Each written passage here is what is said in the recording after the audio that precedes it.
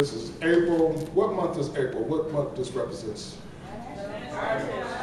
A few things. It also represents something else, is National Autism Month. So I have two sons that are autistic. Oh. And, you know, I try to rep and rock the blue, to represent them.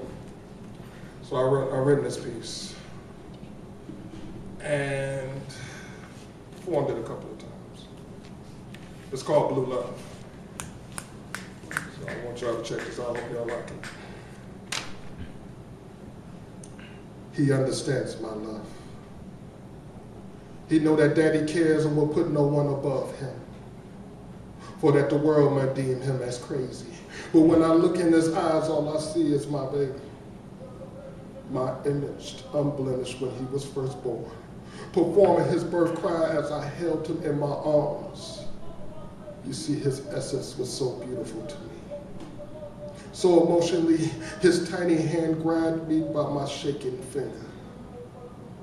And then I remember at that point thinking that his grip was so strong, but not knowing that my baby must carry on in this society with these autistic tendencies, dealing with the reality of this world just keeps me up at night.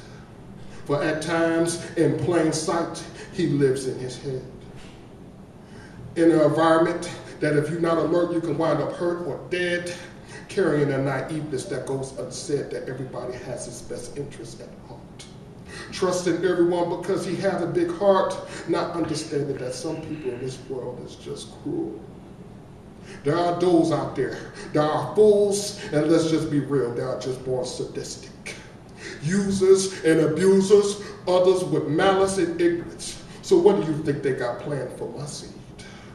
You see, I rock the blue ribbon, but I wonder would that protect him from being hurt or bleed from a crime or cruelty? For that all he wants to do is love everyone between his stimulus spells.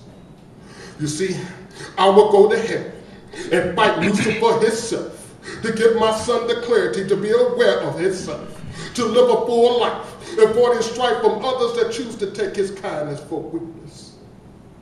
You see, I humble myself with meekness and ask the Lord, why him, Lord?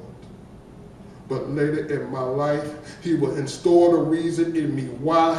And when I finally understood, I cried, and at the same time made me love the Almighty 1,000 times multiplied more and more. You see, God just don't lay his most beautiful souls at anybody's door. For that I knew he was special, filled with the love of the world when I first gazed upon him. When his tiny hand holding my finger limb ever so strongly, looking at me like, Dad, everything is going to be all right. For that, it was I that was naive at the first for not seeing the light of the Almighty's blind love for the world, blaring off my firstborn. Through any rage or storm, he will still believe in the good of the humanity of us all. That's why every night on my knees I will fall and say to the Lord, thank you, Lord, for my child. Come on, Caesar. That's what I'm talking about. It's real.